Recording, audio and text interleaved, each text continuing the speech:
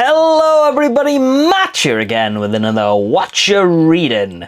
So, this week I thought I would start looking at something based on the obvious attire.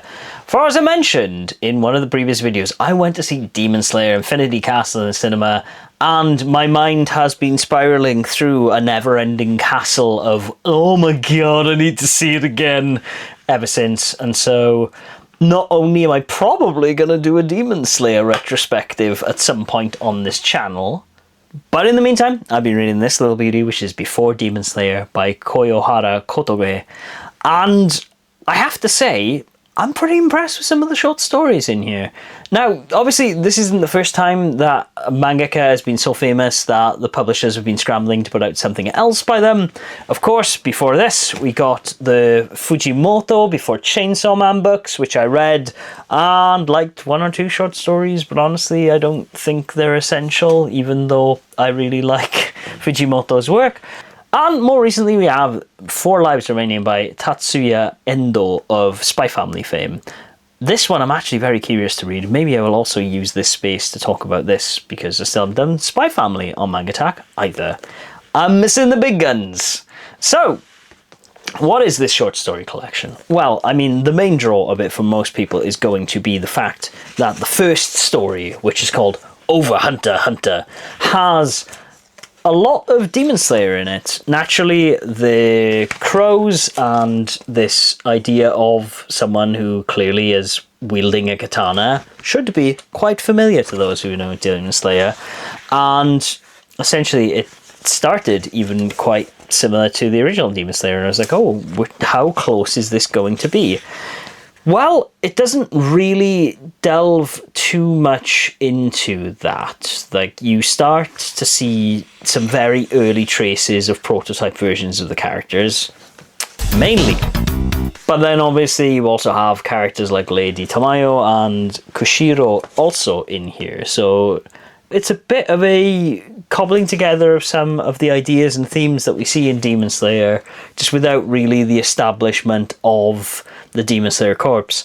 And what ends up happening is the story revolves around them finding a foreign demon who's more of a vampire. Even in Gotouge's words, they wanted to draw a Dracula type figure in a kimono, which is where some of this stuff came out of. And they have a fight. It gets into this idea. Muzan can also use illusions, which I thought was kind of interesting already at this stage, even when they were a very young creator. And essentially what ends up happening is they end up stalling, and this Demon Slayer appears. And it's pretty damn cool, because obviously some of the things that we know and love from Demon Slayer, of the sword being engraved with a kanji that says Destroyer of Demons, are present. So honestly, I was quite surprised at how fully formed a lot of these moments were. There's like, Muzan's pride is a big factor in the story. As I mentioned, crows going out there and showing things, some of the powers as well, the use of eyes. A lot of those ideas already baked into that story, which I thought was super interesting.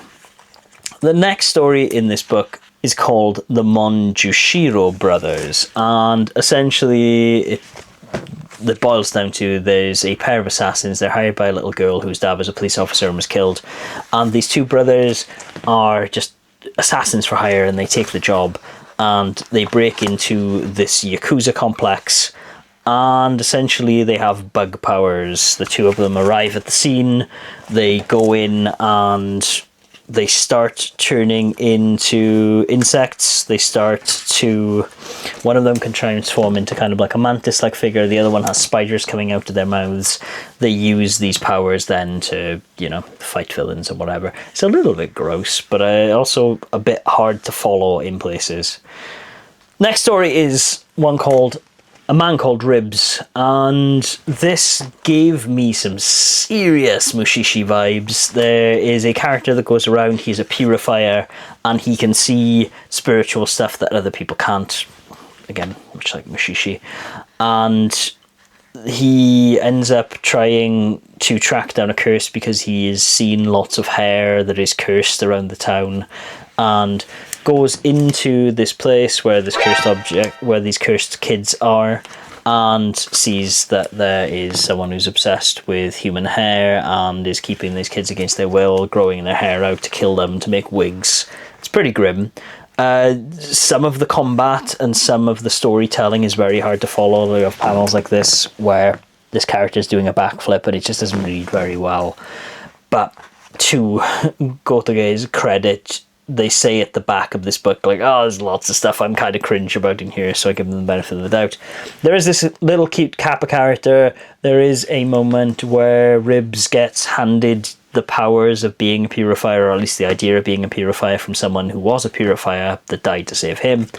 And generally, the story is... I like the idea of it, but again, it's because I like Mushishi, and it just gives me echoes of that.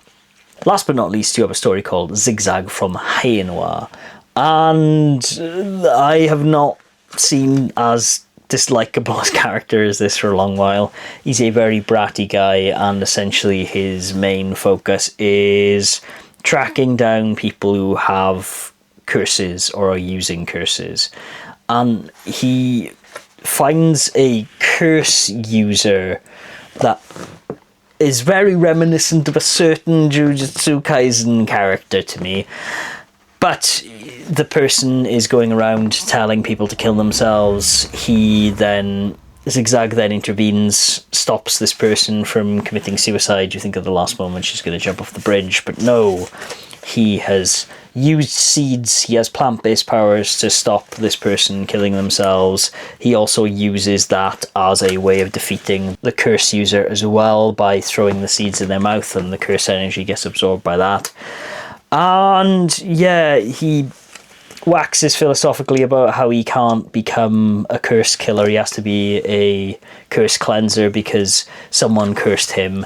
It doesn't really make a lot of sense. It doesn't really feel that good, to be honest, reading. I like some of the aspects of it, like how he battles the curses with plants, but generally it doesn't really do anything for me, to be honest.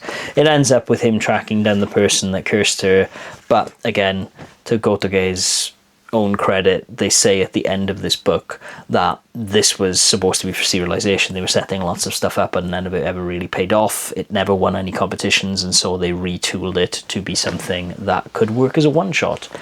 And that is the book in a nutshell.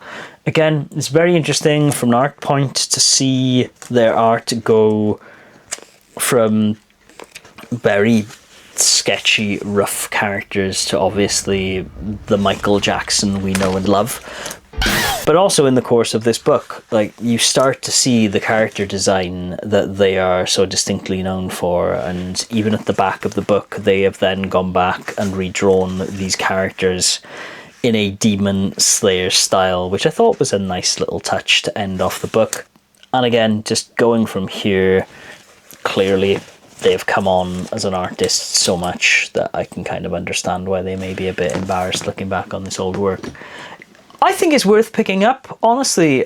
For what, $8.99, $11? I think this is a pretty decent book. I think, again, if you like Demon Slayer, it's a little bit of extra for that. And if you're curious about how they've processed these ideas and how long they've had them, then it's definitely something worth picking up. The other stories are entertaining enough as well. I don't have the same regret buying this book as I maybe did with at least the second Fujimoto book, but all in all, I would say it's a pretty good pickup if you can find it for cheap.